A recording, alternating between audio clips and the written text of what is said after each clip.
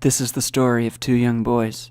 We went around the common, and we just threw dollar bills at poor people. That was the greatest. They didn't see it coming. Who are currently under investigation for using a club they founded to embezzle grant money from their school. You suck! Put your pants on! Put your up! Okay.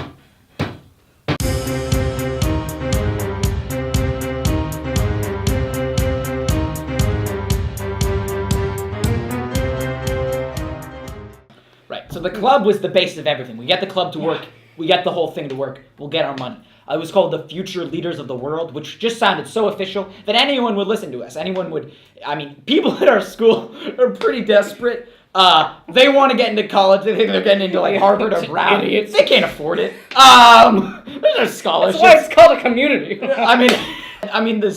website at www.world. .org. They thought that was a real company. There's no international organization. So did the school. We put like celebrities on the front helping African children. It looked great.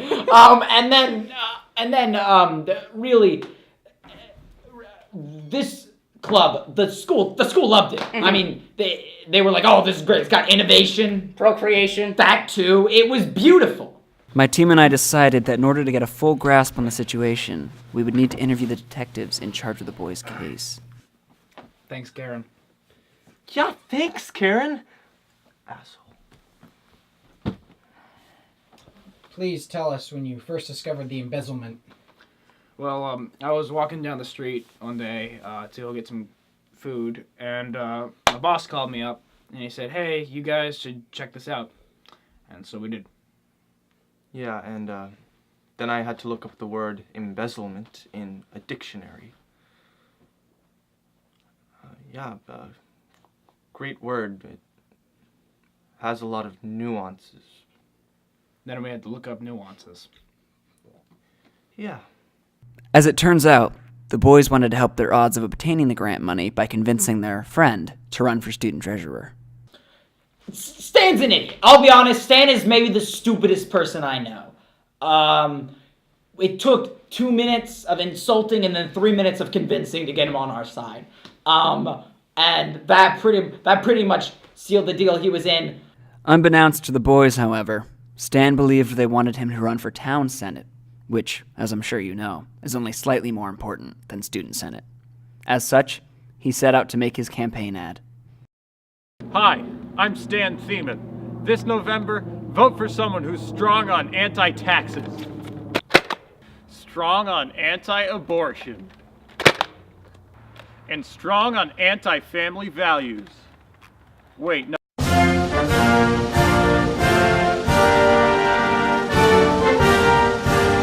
After you obtained the money, what did you spend it on?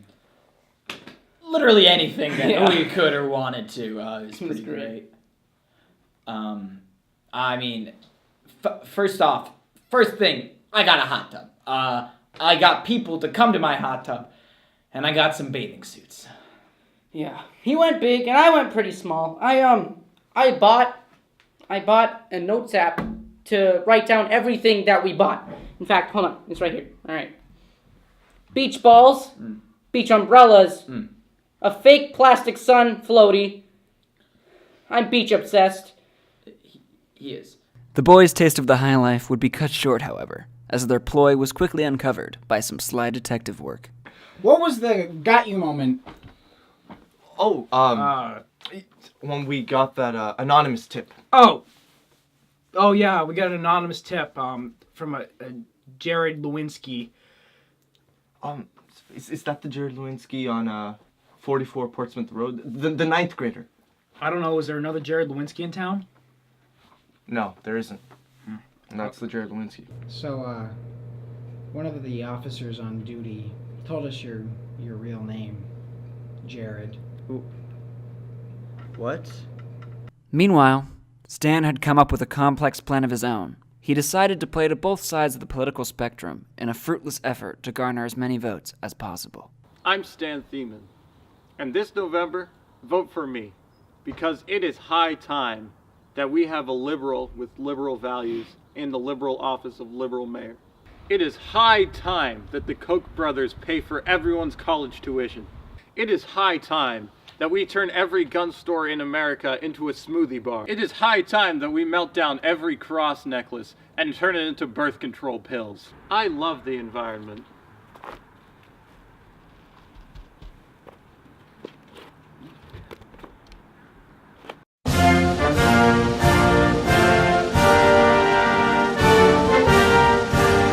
Okay, tell us how you two first met. I mean, I think it was in preschool on the playground, which was kind of weird. You know, he was bullying kids. I was pulling their underwear, and we just kind of made a team together. You know. Yeah. And then after first snack time, we went outside and we sat next to each other on the swings. Didn't really get to swinging, but we talked, and we figured out that we might have a play date soon, and we hit it off right away. Yeah. You know, we were making fun of every kid on the playground. If a kid wasn't crying, we weren't doing a good job. You know. Just like the mighty Icarus, the boys eventually succumbed to their own hubris and were taken into custody by the police. Oh, the rest. Yeah, it was raining that day. Yeah, that was not a good one. No, I'm sorry. My memory's foggy. It was their sprinkler system. Not again. Their sprinkler system was on, and they were running through them like dogs. It was a mess. Yeah, so we just did the sensible thing, and we took off our shirts and we joined them. And then when we gained their trust and respect, we tackled them to the ground and beat the hell out of them. Handcuffs and we handcuffed everything. them. Yeah, tasers out and all guns and glory. It was the 9 yards, really. a firefight to the end. Yeah, we didn't write that down in the paperwork, so if you just want to admit this...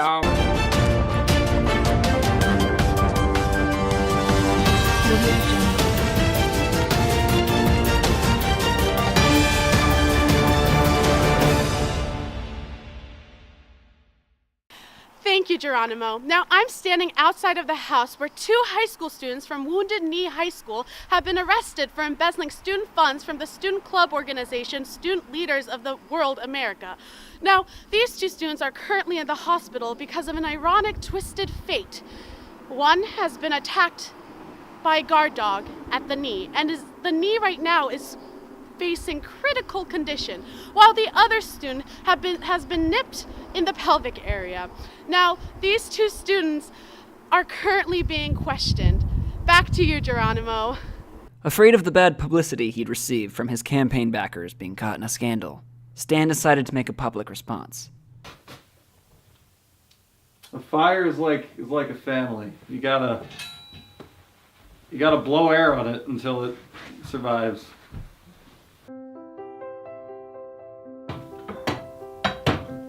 Oh, hi. I didn't see you there. You know, there have been a lot of allegations floating around, like jellyfish in a brook, about me and my team. Allegations that we embezzled money from an orphanage. Now I can tell you unequivocally, apologies, there have been a lot of allegations floating around that I and my campaign embezzled money from school donations. I can tell you now that these allegations are false. I had no idea that my team was embezzling money from school allegations. Arrest them. I don't care. I can hire more with all the money I got from the campaign. Anyway, I want you to know that I am still planning to fight for you, the people. I do not plan to end my campaign. There's still a lot of issues I'd like to address. There's so many issues, like termites in a termite-infested home, meaning that there are a lot, and that they are bad.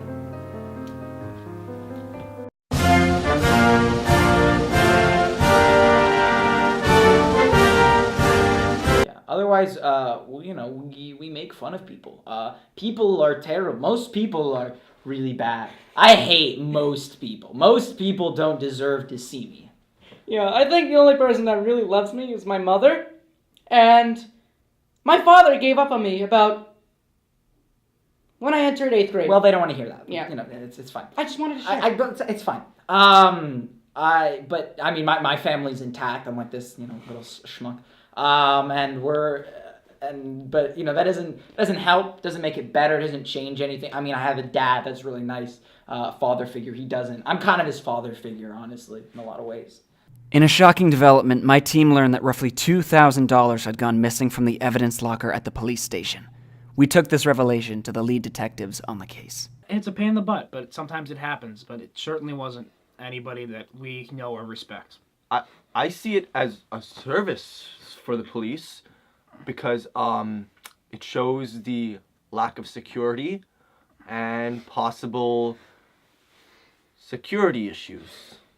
So Yeah, I mean, in a way, it's good that 2,000 went missing. I don't think we should have to investigate that. it's not investable. I mean, we're just missing money, and that's okay. Yeah, and we have hundreds of thousands of dollars in the evidence locker. You don't see them go missing. It's a good point, you know? Yeah. Be thankful. Only 2,000 missing. Be thankful in your life. It's an important thing.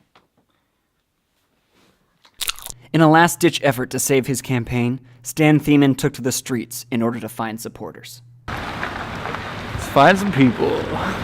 Yeah. Hi, could I ask you a couple questions? No, it's not. Oh, I'm sorry.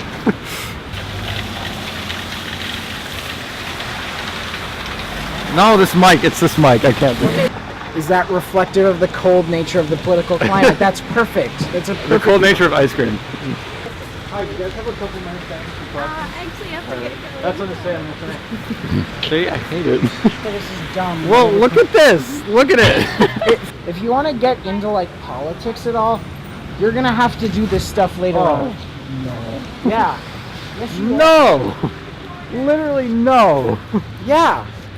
They ask people on the street. No, they don't. Hi, I'm Stan Thiemann. I'm running for town senate. Do you believe that the cold nature of ice cream reflects the cold state of politics today in Belmont? Sure. It was then that my team received a message from Kyle. He said he had earth-shattering information, and he wanted to deliver it in person.